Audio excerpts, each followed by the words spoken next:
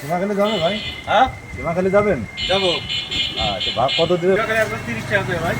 30, আমরা 2 জন যাবো। আপনার রিজার্ভ, কোনো প্যাসেঞ্জার উঠতে পারবেন না। আপনার রিজার্ভ যাবে? দেবেন ভাই, খালি গাড়ি টেনে নিয়ে যাবো ভাই। দুজনে 100 টাকা দেবেন। 100? 100 আচ্ছা টাকা। ঠিক আছে, 100 টাকায় দেবো। আচ্ছা আচ্ছা।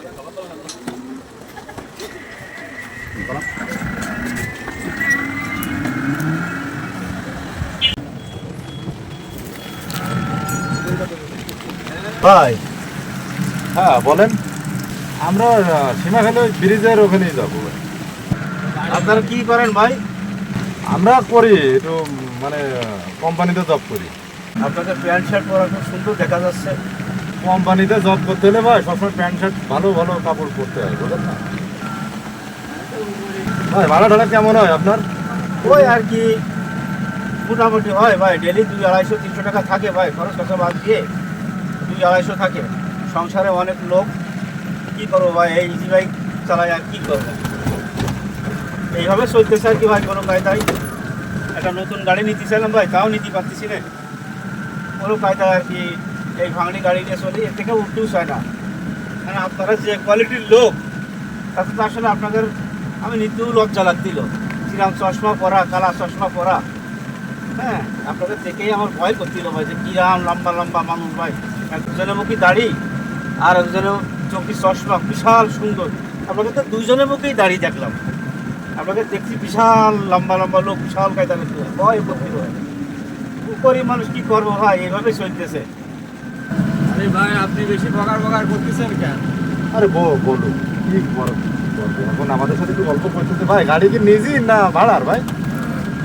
আচ্ছা ভাড়ার গাড়ি ভাই, আমার নতুন গাড়ি কেউ দেয় না ভাই।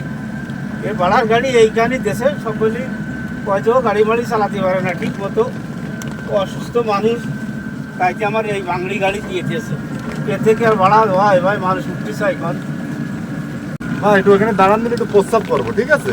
একটু একটু একটু দাঁড়ান ভাই। সামনে দাঁড়ান, ওই দাঁড়ান। ও দাঁড়াবো ভাই? হ্যাঁ দাঁড়ান। ও প্রস্তাব করবেন? হ্যাঁ প্রস্তাব করবো ভাই। আচ্ছা আচ্ছা ভাই, আচ্ছা ঠিক আছে।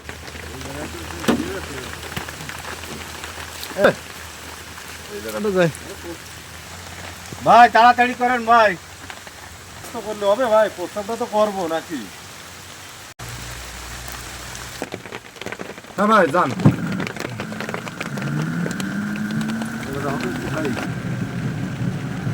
ভাই দুপুরে কি কিছু খাওয়া দাওয়া করেছেন ভাই?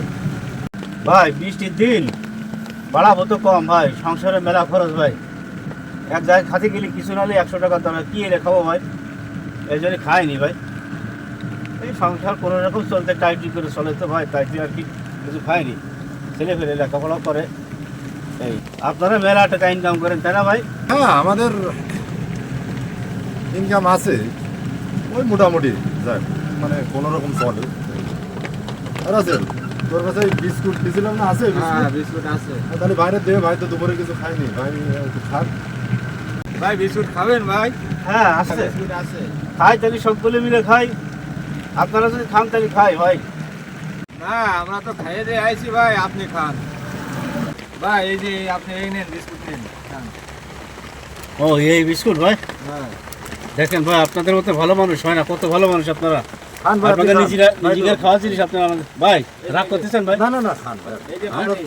বলতেছি আপনি আপনি যে কথা বললেন আপনাদের খাওয়া ভাই, আসলে আপনাদের মতো ভালো মানুষ হয় না ভাই। ও ভাই না থাক ভাই, আমি না একটু কষ্ট মষ্ট করে চল মানে ভাই। সমস্যা নেই, ভাই। আমরা খাচ্ছিলাম বাইসে গেছে, তাই বলে ভাবলাম আপনি দুপুরে ভাত খাননি, তাই আপনারা দিলাম। খান ভাই, ও তাই আপনারা এক কান নেন ভাই, না নেন, নেন খান, ভাই, আপনি খান, এক কান নেন ভাই। আপনি খাইলে আমাদের খাওয়া যাবে। ভাই আসলে আপনার মতো লোক হয় না ভাই, আসলে সারাদিন পরে এই বিস্কুট খাচ্ছি ভাই। ভাই পানি আসে ভাই আপনাদের কাছে? হ্যাঁ এই যে পানি আছে, হ্যাঁ? এই যে।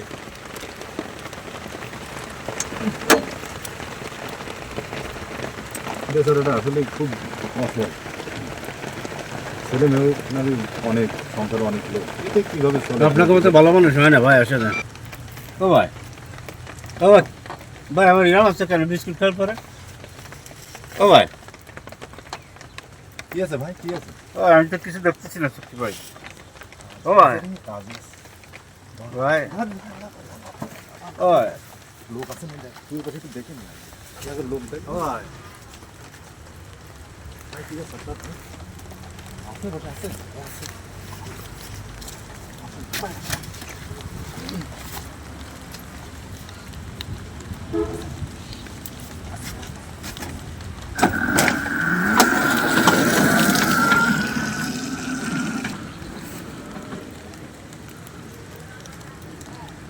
আপনারা এত সময় যে ভিডিওটি দেখলেন এটা হচ্ছে সম্পূর্ণ বাস্তব থেকে নেওয়া, কারণ বর্তমানে বিভিন্ন জায়গায় এই ধরনের ঘটনা ঘটছে। সেটাকে লক্ষ্য রেখে কিন্তু আমাদের আজকের এই অভিনয়টা করা। একটি সংসারের যে আয়ের যে মূল জায়গাটি, সেই জায়গাটি কিন্তু এই সমস্ত প্রতারক চক্ররা কিন্তু একদম শেষ করে দিচ্ছে। সে কারণে কিন্তু ওই পরিবারটা কিন্তু একটা ধ্বংসের দ্বারপ্রান্তে এসে পৌঁছাচ্ছে। তাই সেটাকে লক্ষ্য রেখে কিন্তু আমরা আজকের এই অভিনয়টি করেছি। কেমন লাগলো আপনাদের কাছে জানি না, যদি ভালো লেগে থাকে অবশ্যই ভিডিওটি শেয়ার করবেন, সবার মাঝে বেশি বেশি করে শেয়ার করবেন, যেন সবাই এই ভিডিও থেকে শিক্ষা নিতে পারে। আসসালামু আলাইকুম ওয়া রাহমাতুল্লাহি ওয়া বারাকাতুহু। ধন্যবাদ।